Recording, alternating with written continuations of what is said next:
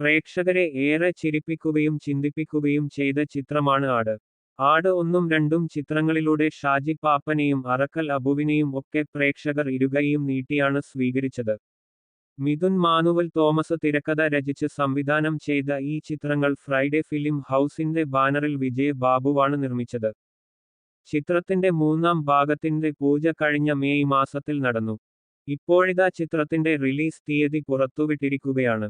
നിർമ്മാതാവായ വിജയ് ബാബു അദ്ദേഹത്തിന്റെ സമൂഹമാധ്യമത്തിലൂടെയാണ് ഈ വിവരം പങ്കുവച്ചത്. ആട് 3 ഒരു ടൈം ട്രാവൽ ചിത്രമാണെന്ന സൂചന പോസ്റ്ററിൽ കാണാം. 2026 മാർച്ച് 19 ചിത്രം തിയേറ്ററുകളിലെത്തും.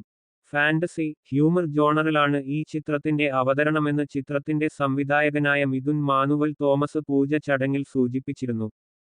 കൂടാതെ ആട് ഒന്നും രണ്ടും ഭാഗങ്ങളിലെ എല്ലാ അഭിനേതാക്കളും മൂന്നാം ഭാഗത്തിലുമുണ്ട്. ഇവർക്കൊപ്പം ഏതാനും പുതുമുഖങ്ങളുമുണ്ടെന്നും മിഥുൻ പറഞ്ഞു.